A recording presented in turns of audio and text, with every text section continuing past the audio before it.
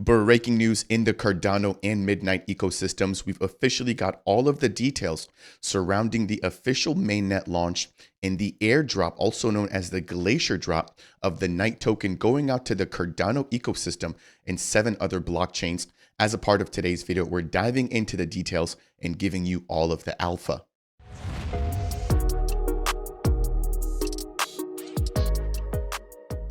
What's up, Ida gang? As I've just laid down the foundation there, a massive day here with the Midnight Foundation releasing all of the tokenomics and all of the information that you need in order to join the highly anticipated Night airdrop for the Midnight Network, a data privacy and data focused blockchain. Now, if it's your first time stopping by, my name is Fareed. Welcome in. We're going to be breaking down all the details. I'll be giving you guys all the alpha.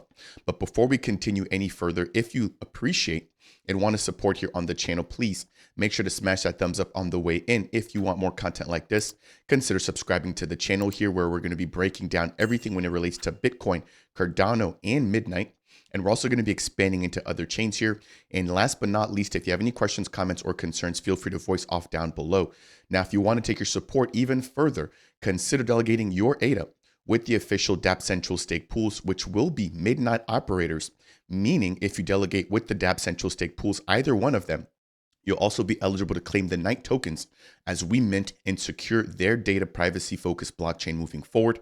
Again, so you'll be able to earn ADA as well as Night by delegating to the Dapp Central Stake pools. As always, thank you very much for the support. Now, this is going to be a series of videos here. This first one will be focusing more or less on the Night token distribution, the Glacier drop, which has just been announced. And today we're going to be breaking down the 3 key parts. So the first is the Glacier drop claim phase. The second is the Scavenger mine phase. And then the third is the lost and found claim phase. And so first and foremost, we're going to be tackling the Glacier drop. I think that's probably the one that everybody's excited about. But for anybody who misses out or who's looking to get even more of the Night token, that's when second phase and the third phase officially kick in. Now, before I go any further, I want to briefly explain something here. And this is just sort of how their ecosystem actually works. So very similar to Cardano, they have the Midnight Foundation. Again, that's parallel to the Cardano Foundation. And so their job is to essentially ramp up partners, ramp up communications, push forward with business development, etc. And I want to shout out the foundation here for actually hosting me and a few other creators and contributors to the Midnight ecosystem this past week in New York for a wonderful sort of touch base with their team, and then just the opportunity to network, meet Fahmy Syed, who's now the president and the head of the foundation, as well as the opportunity to speak with Iran Barak, who I believe is the CEO of the Shielded Technologies group, who's essentially in charge of building out the tech. So first, we've got the Cardano Foundation, or excuse me, the equivalent of the Cardano Foundation, which is the Midnight Foundation. Next, we have the actual Midnight Network, right, which is again where the actual blockchain sort of information lives. And then, like I just mentioned, we also have Shielded Technologies, who's in charge of actually building or developing the blockchain. So this would be the equivalent of IOG. Now, all 3 of these entities have their own website. So here we've got Shielded Technologies. You can jump over to the website and check everything out here. Again, we've got Iran, their CEO. And then we've also got the Midnight Network, who has their own website. And here, what I found to be the most helpful here was just insider information in terms of development. And then they've also got their tokenomics and their night paper or their light paper listed here as well. In closing, we also have the midnight.foundation website, which breaks down the mission of the foundation. And again, their job is to essentially spread the word, get partners involved, and to grow the ecosystem. Now that we've got all of that out of the way, we're jumping right on into the tokenomics and incentives paper that was just released on the 23rd of June of 2025. As you guys can see, there are over 74,000 views. This making its way here. This is probably one of the most anticipated documents here as a part of the Midnight ecosystem for the last couple of months. If you guys missed it, Charles broke out Midnight in 2023. I believe it was in October at the 2023 Cardano Summit. So it's been roughly 2 years. And we are finally getting closer to the mainnet launch. Now, this document is massive. Before I jump into the actual claim phase and the Glacier drop, it is over. Let's see here, 44 pages. And so what I'll be doing is actually breaking this down here and providing you guys more up-to-date and more in-depth content now that we have the content here about the Midnight blockchain. So if you guys, again, do appreciate that, please smash that thumbs up. It really does mean a lot. Reviewing the table of contents, we've got a breakdown of the Night token. I'll briefly highlight that. Keep in mind that there's also the resource token. They use a dual token method, which is the dust token, and that actually has no value and that regenerates. Whereas Night actually does have value and it does not regenerate. And it's also the Cardano native token that everybody will be receiving as a part of the Glacier drop if you are eligible. Next, they break down the tokenomics, the block production and incentives here. And there is a huge bit of correlation between how blocks will be minted and secured by SPOs on Midnight and how that's also going to work here on the Cardano blockchain. So they'll essentially be leveraging Cardano SPOs, which I am one of them. Again, consider delegating your ADA with the Dapp central stake pools. Not only will you earn ADA, you also earn any of the partner tokens that we participate with in terms of ISPOs on Cardano, but you'll also be earning the Night token as a reward on the Midnight blockchain if you are a delegator to the Dapp central stake pools. And as we mint more blocks on their blockchain, you'll also be able to earn rewards there. So multiple ways to essentially earn some passive income by supporting creators and stake pool operators here in the ecosystem. Now, this is where things get juicy. Here's in part number 6, where they break down the Night token distribution. Again, where we've got the Glacier drop, the Scavenger mine, and then they talk about the Genesis block in their mainnet launch and what we can expect. And then the very last piece is discussing the claim phase, also known as lost and found for anybody who doesn't participate during the earlier portions of the actual airdrop. Now, we've got an official midnight.gd or Glacier drop website. I'll leave the link to this down below as well. Again, this breaks down the distribution and it talks about their multi-token distribution phases, again, which I've just literally broken down, which are the 3 separate phases. Now, here we've got some beautiful screenshots here. Again, some pretty nice alpha. Let me punch in here just a little bit, where we've got the Glacier drop, where you'll actually have to interact with a smart contract address to verify, number one, how much ADA you held during the time of their snapshot, which was actually taken on June 11th. Once you do that, you'll be able to see exactly how much of the Night token is allocated to you, which, if you aren't aware, the whole supply, which I believe is 24 billion tokens, will be available to be claimed by the community. Now, it's highly unlikely that everyone's going to claim, meaning that there's going to be some Night tokens that basically go unclaimed, and that's where the second and third phase come in. Now, once you've actually punched in your address here, you can see that they verify, and then you've got the ability to claim, and you're not going to be able to claim everything all at once. They're going to be using what's called a thawing period, which also sort of ties back to the name Glacier drop, meaning that over the course of a span of time, you'll have the ability to come in there and actually claim a portion of the total allocation. So in the screenshot here, we can see that there's a claim for roughly 25% or a quarter of the total allocation here, which is roughly around 4,000 Night tokens. And then as time goes on, they'll be able to come back in and claim even more until everything is quote unquote thawed out. So essentially a vesting period, for lack of better terms. Now let's jump back into the actual article here, and we're going to scroll down to page number 32, which is essentially where things sort of get really juicy for us here when it comes to the airdrop. Again, I'm going to have more content breaking down all these other sections here. There is so much that it's basically impossible to cover this in a single video, but if you do appreciate it, again, thank you very much. So before we go any further here, I just want to briefly recap that Midnight introduces a dual token model where Night is the native utility token, meaning that it's the equivalent of ADA on Cardano. They then also have Dust, which is a renewable shielded resource used to pay for transactions on the blockchain. Now, Night has value where Dust does not. In addition, Night generates Dust and Dust powers the network. And so keep in mind that unlike typical models, Dust is not a token. It's a non-transferable resource designed to provide predictable transaction costs and to avoid speculation and to preserve privacy by shielding metadata. So everybody will be able to freely generate Dust. It does expire as long as you hold Night, and Dust has no value. So again, Night generates Dust for transactions. Dust decays over time and cannot be a store of value or transferred to other wallets. And this again helps Midnight transactions to not expose their users' metadata. This is alongside their privacy first model for compliance.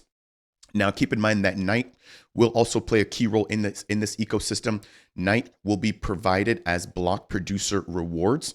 And so again, that's sort of the very similar model to how ADA is given out to stake pool operators as a form of rewards for what they're doing, which is securing, verifying, and producing blocks on the blockchain.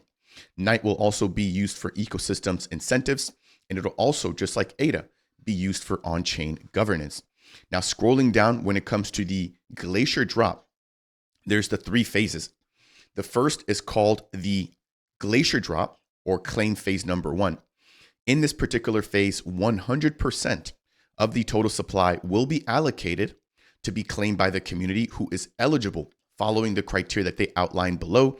And that's basically anybody who holds over $100 of the native governing token for the following ecosystems, which include Cardano, Bitcoin, XRP, BNB, Avalanche, ETH, Solana, and BAT for the Brave community or for the Brave browser token holders. Now, scrolling down, we have the second phase, which is the Scavenger mine, which will allow any prospective participants to play a role in actually providing computational power to solve computational tasks, adding to the launch of the network. During this process, 100% of the tokens that were not claimed from the Glacier dropper from phase 1 will be processed and broken down between the participants that participate as a part of the Scavenger mine. So after that 60-day period, anybody who doesn't participate in the Glacier drop, their tokens get basically broken down, and they're now eligible to be mined by anybody who wants to come in the Scavenger mine.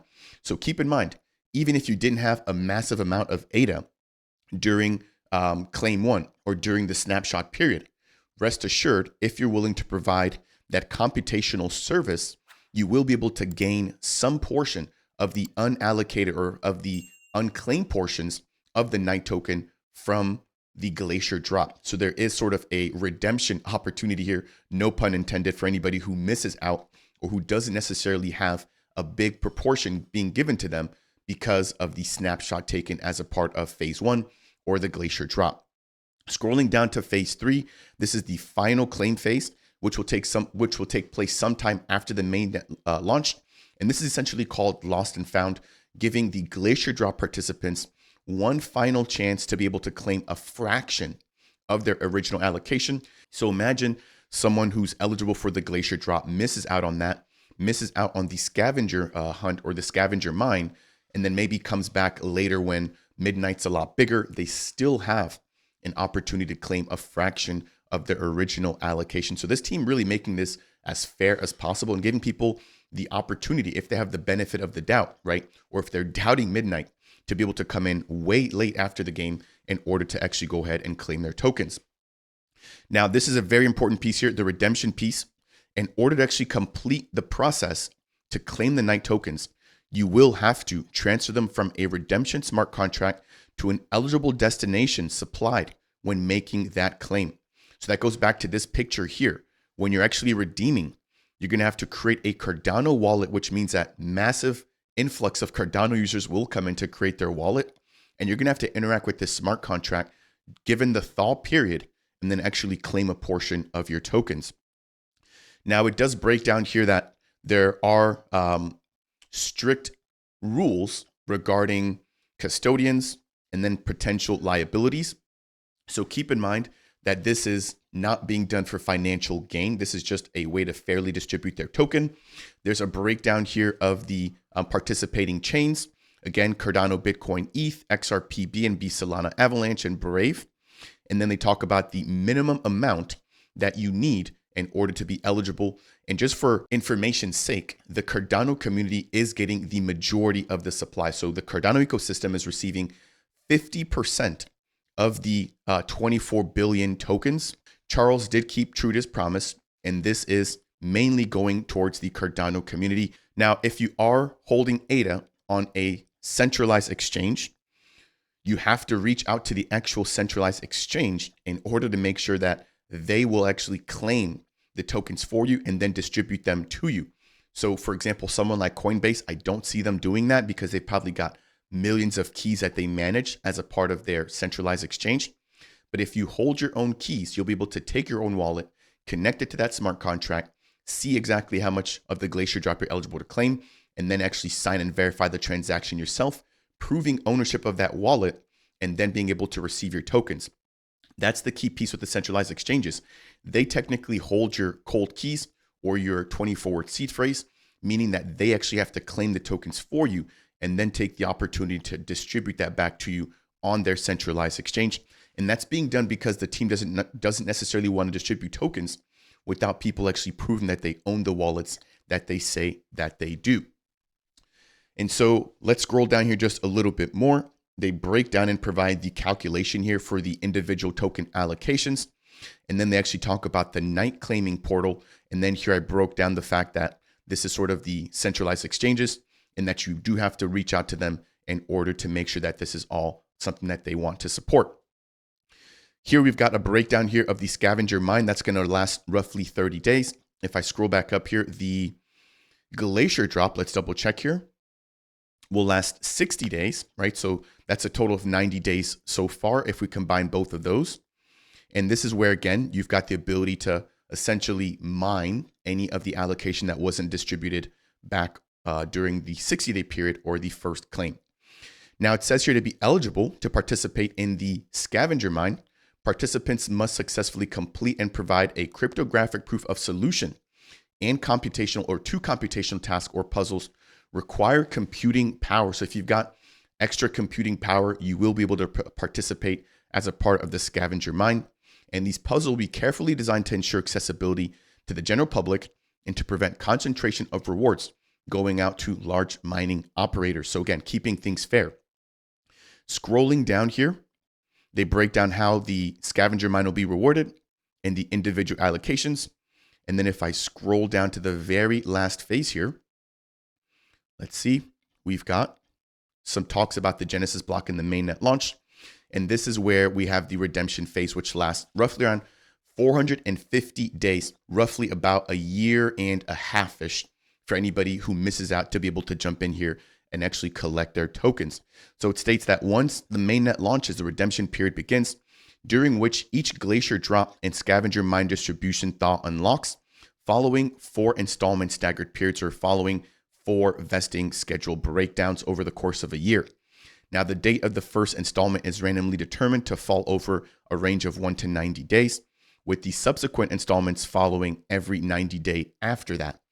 This is, I believe, being done in order to make sure that there's no massive dumping of the token on the open market and that this happens randomly for every user participating within the Scavenger and the Glacier drop. Now, the exact date of the first unlock depends on a random number that is generated and assigned to each claim upon their successful claim submission. And so again, this is just an example here. If you unlock on day 1, then you then have the remaining unlocks taking place on day 91, 181, and 271. If your first unlock starts, for example, on day 25, then the remaining take place on day 115, 205, and 305. Hopefully that makes sense there. Let's see here. I believe that that's really it. In terms of the fees, it states here that the night token will be distributed completely free. However, the redemption of the Glacier drop and the mine claim require that the claimants execute a Cardano transaction, and each such transaction incurs a nominal network transaction to be paid in the gas fee of ADA, so roughly around that 0.16 or that 0.17 ADA fee, which is extremely, extremely low. They actually break that down there, 0.16 to 0.17, which is currently worth right around 9 cents. The portal will sunset after the redemption period. Again, with a 90-day grace period where the night claim portal will remain operational, allowing redemptions to continue beyond the thawing period of the last tokens. So I believe that that's really it here. Again, I'm going to break this down, but generally speaking, there will be 3 phases, and this is all broken down on their official website. The first is the Glacier drop phase, where 20% of the allocation goes to Cardano holders, 20% goes to Bitcoin holders, and 30% is split up amongst the rest. That's going to last 60 days. Then we have the Scavenger mine, where you can solve puzzles and claim a portion of the tokens for anybody who didn't participate in claim 1. That's going to last, I believe that was roughly 30 days. And then we have the lost and found, which is going to last roughly around 450 days for anybody who missed out on the 2 phases, giving them an opportunity to claim a fraction of what they should have claimed. So that is my deep dive. Hopefully you guys have found that to be helpful there. Again, massive information. That's only one section of the Midnight Tokenomics and Incentive Paper. I'll leave the link to that down below.